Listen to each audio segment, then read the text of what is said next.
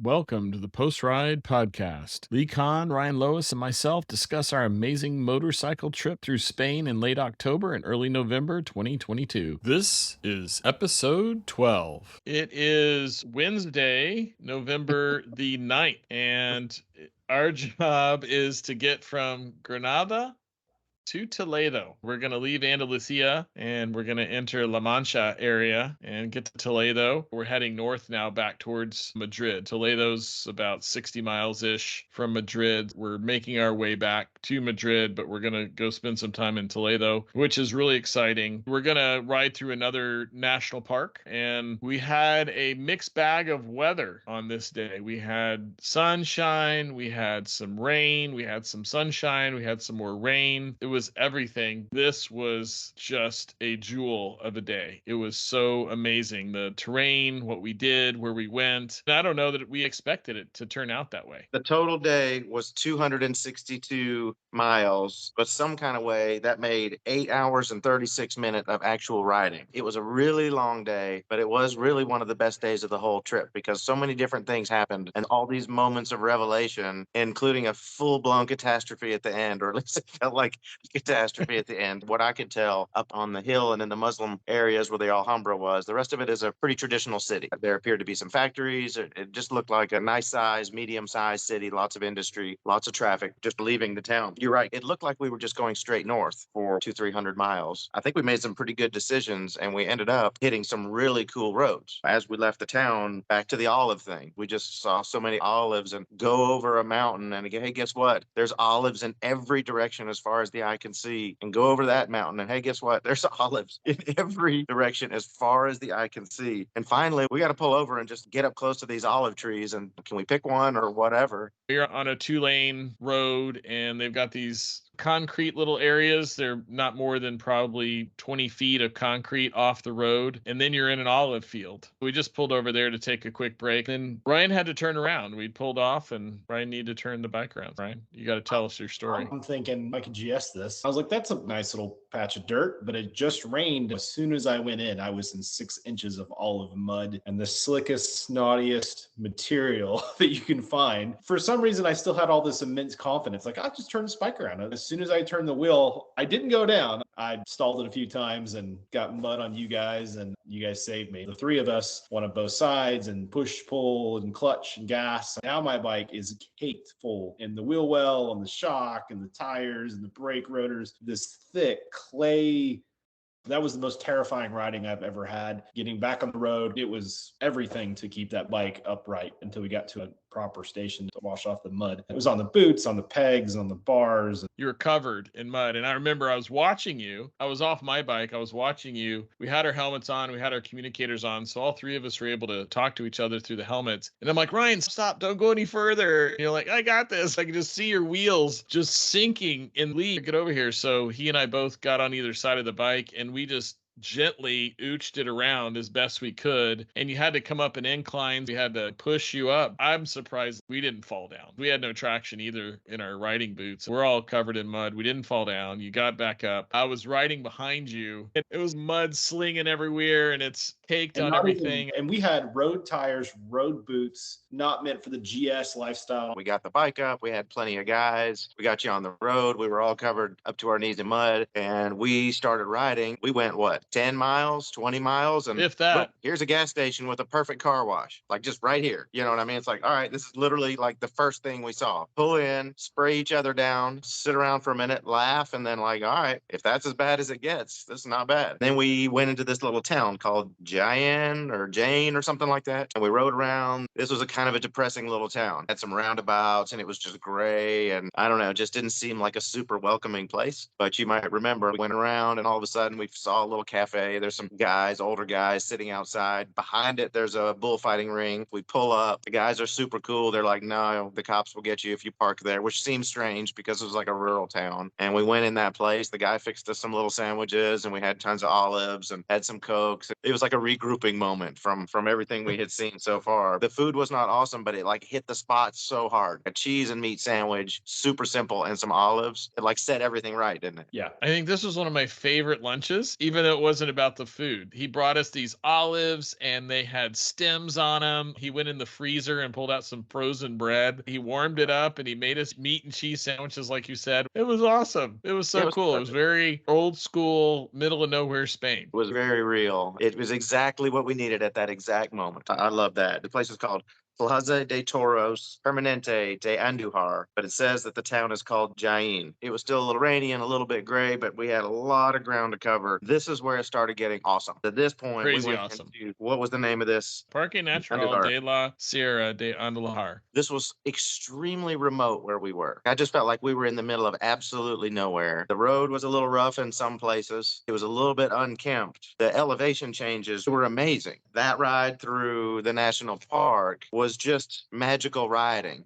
Nobody was out there and it was so remote and the road wasn't super perfect, but you could still go as fast as your heart's content. We barely saw anybody. It was 71 miles, but it took us 2 hours and 52 minutes. That gives you some idea. You couldn't go really fast, but it was so beautiful there. Lots of large deer with wild pigs. We saw 6 cars in that time. It wasn't dry yet. It was drizzly. And these supercars came by. Some Lambos and Ferraris and Porsches, like it was the driving club. That was the first time we'd run into supercars. They passed us going the other way. And we're like, oh, we must be on the right road.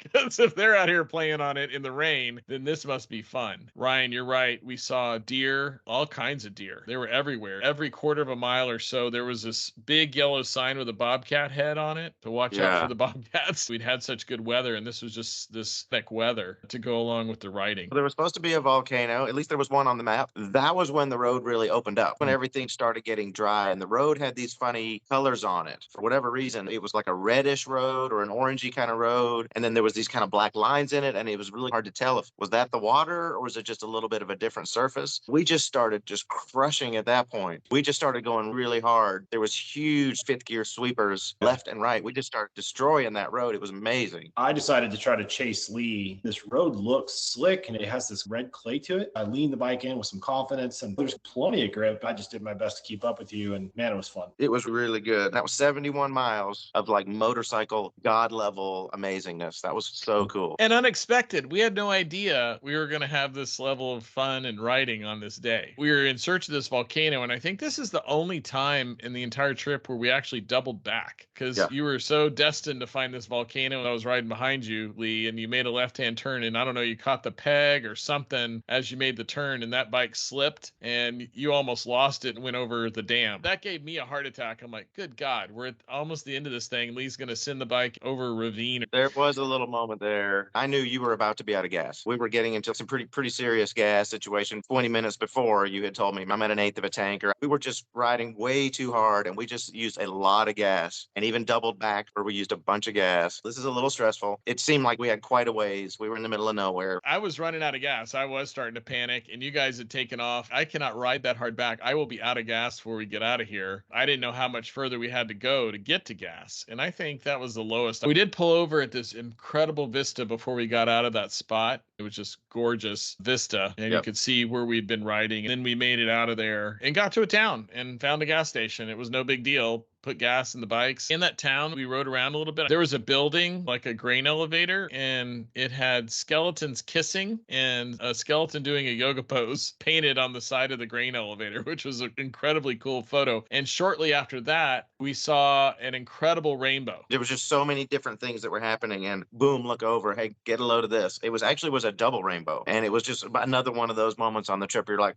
come on, really? This is so freaking awesome. Toledo and that area is famous for Don Quixote and the windmills. We're getting closer to Toledo, and we find this little town at sunset, and they built windmills up on this hill with a little church. We got to go check that out. How cool is that? This is so Spain. We're like riding the bikes on like a sidewalk up there. It wasn't even a road. We had the whole place to ourselves. It was just so strangely picturesque and colorful and sunset. That was like a magical hour. I wasn't trying to get like sappy or whatever, but like I was looking at all three of us on having this Don Quixote moment and saying, I know I've tilted at windmills many times and chased things that maybe were not the dragon I should have been slaying. They were the dragon I was trying to slay. And I looked at both of you guys, and I think we all had this moment where like, get a load of this. This is crazy. I was watching Lee Khan over there having this eureka moment and just reflecting on things. And it was great to watch. That was like one of the best moments of the whole trip right there. It was completely unplanned. We had already had all this crazy stuff we had been riding, and it was almost like the cap to the evening. The whole day was just packed with cool stuff. That was not the cap to the evening. We were about 25 miles-ish, maybe 20 miles from Toledo proper. Lee, you had found another amazing Airbnb in the heart of the old town Toledo, and we had to get there. I was so tired. We start rolling into Toledo, and it's dramatic. It's the castle. It's got a river flowing around it, big walls, and the cathedral. And we start going into this medieval place on these big bikes. That place was a movie set. I didn't know what to expect. It was another of my mystery things that I didn't have any frame of reference of what the place was going to be, and got to the mythical crazy town on this rock formation with a moat around it. The roads get tighter and tighter, and we get into the town. You guys are getting frustrated. I'm following you. We get to a point where you can't go this way. Construction, it's really tight. It got to a point where we got to a section of the road where people started looking at us funny. And they said, what the hell are you doing in my town? Roads turned into sidewalks. Yes. Sidewalks turned into pedestrian-only sidewalks with shops on either side. And here we are on these bikes with panniers. I'm brushing against a woman's purse and then a man's bag over here. And I found a lady who was picking up trash and decided to make conversation. She was a sanitation worker. She wasn't picking up trash. She was a sanitation worker. She was very polite, very nice. She says, she looks at our map, and our map is just like spinning, just trying to keep up with what we're doing. She goes, 1, 2, 3, 4, 5, go left. And I'm like, I can't go that way. She goes, you have to park the bikes over here. We were maybe 10 feet from the door of the apartment.